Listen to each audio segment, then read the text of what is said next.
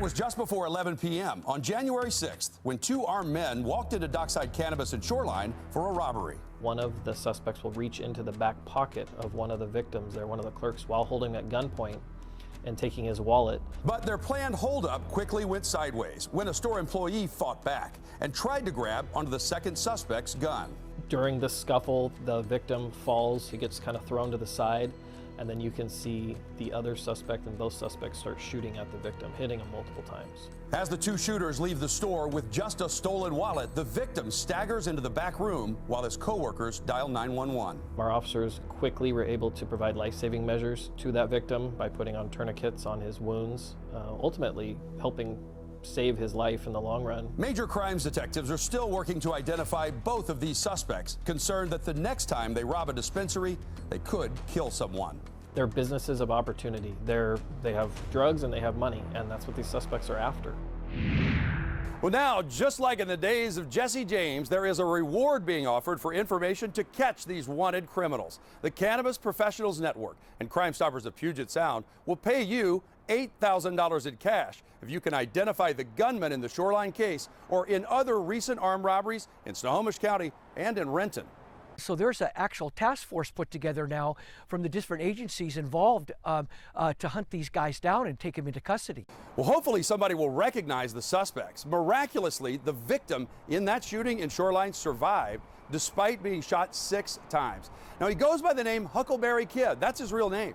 And I talked with Huck after he came home from his second stay in the ICU.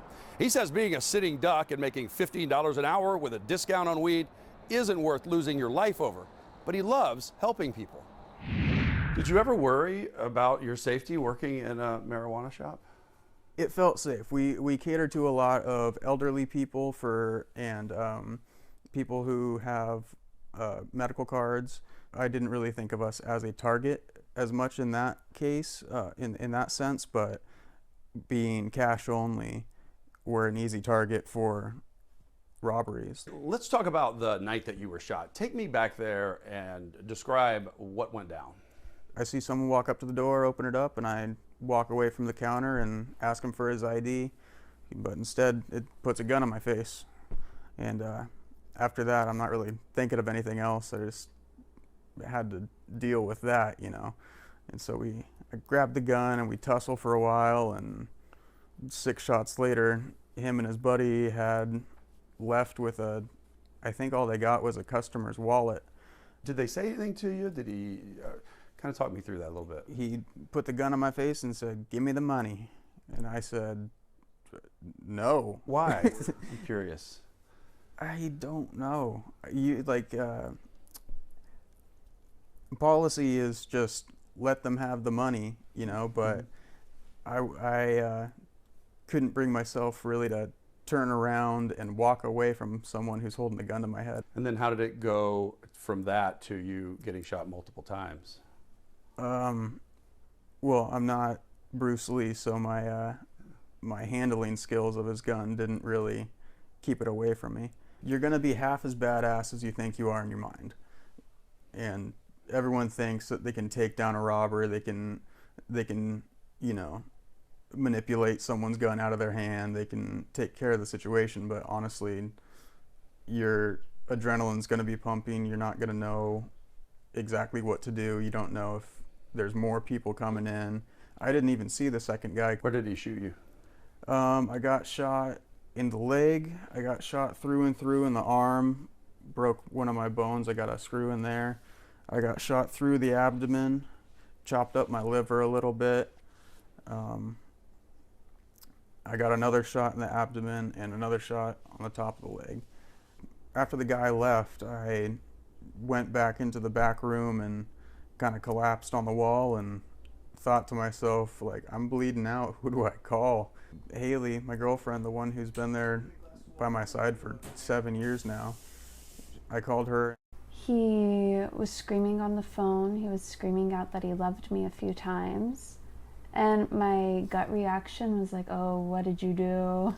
What trouble did you get into?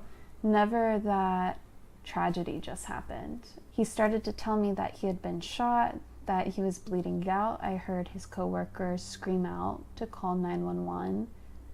I heard all of their panickedness. And I remember just screaming out to him, like, put someone on the phone, and I could tell he was losing consciousness. It's a miracle you're alive.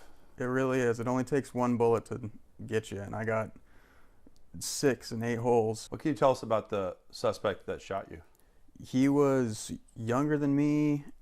Honestly, just like a cute young kid. His voice was high, and I wish that he wasn't living that kind of life, because he seemed just another kid like me. Would you ever go back to that job? I think so.